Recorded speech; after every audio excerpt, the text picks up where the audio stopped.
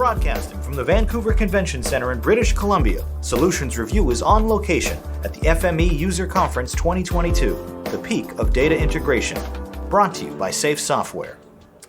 I'm Doug Atkinson, and we are back here at the FME User Conference 2022 in Vancouver, British Columbia, and we're joined by a couple of folks from Geographics, Inge van Daelen, GIS cartographer, Yes. and Hans van der Maarel, the owner of Geographics. Yes. Thanks for being here. Our pleasure. Well, I think it's really interesting what you guys are doing with FME, and we were just talking about it a little bit before we fired up the cameras, and I want you to walk us through it, because what you're doing is taking this whole integration to another level by integrating your cartography and ultimately any cartography into FME and being able to use mapping in integration. Am I even close to being correct with that? That's pretty much it. So apart from FME, we're also a company that does cartography, the art of map making. And quite often we have projects, map-making projects, where we have to do a series of maps across a larger region, each of them with a slightly different area of interest. Now, in order to speed that up, in order to cut down on the boring parts of it, we can automate a lot of that process with FME. So we can process data with FME, we can get it ready, and then we can push it on automatically through an add-on to our other application, which is a plugin for Adobe Illustrator. So we get this great graphics environment, and we can feed it with dynamic data. And we can cut down map production time to, in some cases, seconds. And so this leaves us more time for the artistic bits of cartography. There's still some parts that cannot really be done automatically by computers, where a human touch is really still the best. And so by saving time for that, we allow ourselves to spend time on those fun bits, because that's really enjoyable. Well, and so you've been a partner for a long time. So this is actually something that you've developed recently, but you've been a partner for a long time doing work with SAFE and FME. Yes. Tell me a little bit about how you kind of came to know these guys and get involved. I first got involved with FME when I was actually interning back in college, and I got to know the Dutch reseller for FME at the time, and I started working for him.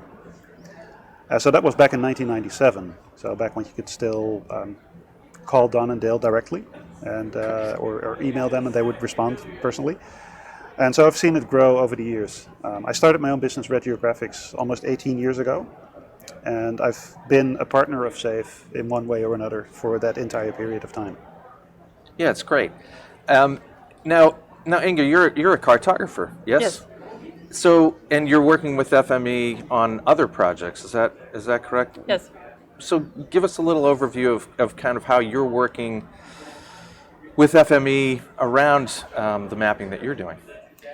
Well, usually Hans makes the workspaces in FME and prepares the base data, and then I get to do the fun part.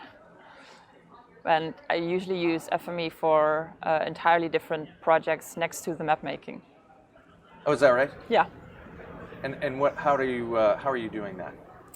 Well, one of the assignments I've had is to build an FME workspace to build PDF reports.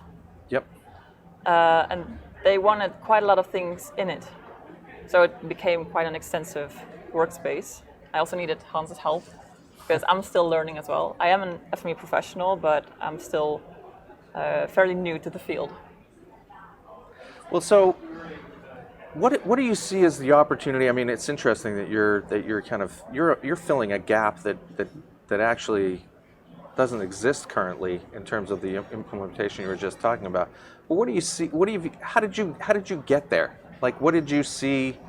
You were just confident that FME was going to be able to kind of do what you envisioned. I think it's seeing opportunities and right. Being at the right place at the right time as well. And so within our geographic region, within the Netherlands, there's not a whole lot of companies who are good both on the FME side of things as well as on the graphical side of things when it comes to map production. And so there is actually a gap that I was able to position Red Geographics in. Well, I think it's interesting as well that there's so much international partner presence at this event, and you guys are another good example of that.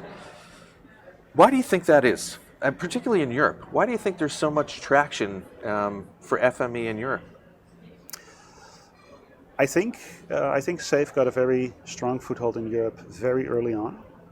And I think SAFE has been developing relationships with partners in Europe, but really all over the world, which are very, very long lasting. So I've been around the partner network pretty much since 1997.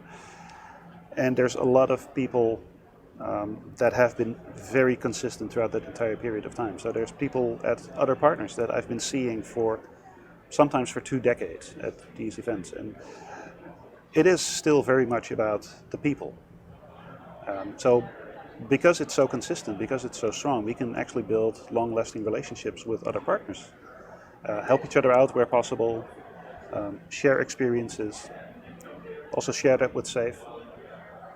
And I think for me, that's also the value of coming over for these events, is to meet up with my counterparts in other partner organizations. Well, I wanted to talk about that for a little bit because it's been a couple of years since this event has been live. Yes. And as I was having lunch and breakfast this morning, sitting at a table, folks come up, they sit at the same table, completely random, and you end up having these valuable conversations that you wouldn't normally have, that you really can't recreate in a virtual environment. It's sorely missed, I think. Absolutely.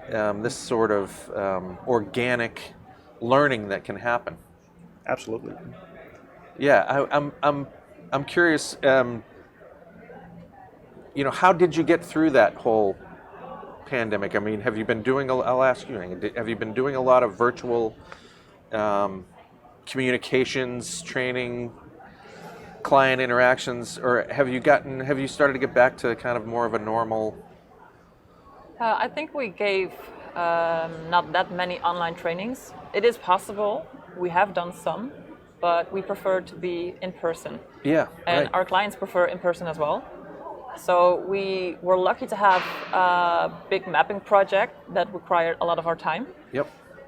So I was working from home, working on the maps.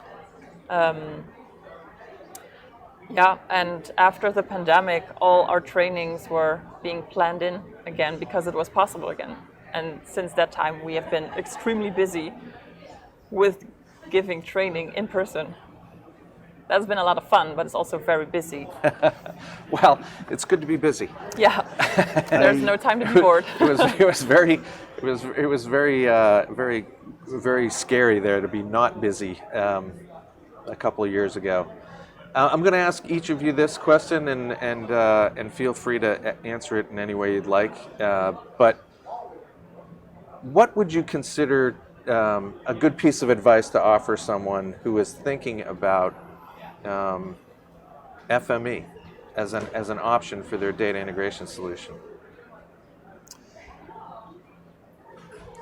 I think be curious is the advice I would like to give. Be curious to see if you can improve on processes. Don't just settle for it works. It could work better. Try and figure out why it's not working. Try and see beyond the facade and try and see what's happening under the hood, and try and get a good grasp on that. And FME really provides you with some possibilities around those sorts of curious questions. FME is basically one ginormous collection of tools to work with your data. But you have to know what you want to do to your data in order to be able to use FME correctly. Inge, what advice would you offer? Yeah, I'd say that's the thing. FME, if you work with data, you can use FME. But my advice is start small, because it can be very complex, it can be overwhelming. So if you do training, you have to keep working on it. But if you challenge yourself to reach certain goals, and you'll find that you are capable of reaching those goals, you want to continue. But don't be too hard on yourself if it doesn't work out right away, because you will fail multiple times, yeah. But you just have to start over and keep trying. Don't be afraid to try some things. You won't break it easily. Excellent. Excellent advice. Well, thank you very much for coming by. Best of luck with presentation and the implementation as well. It sounds like a intriguing idea. And hope you have a great rest of the show and certainly a great rest of the year. Thank you. Thank you for having us. Thank you.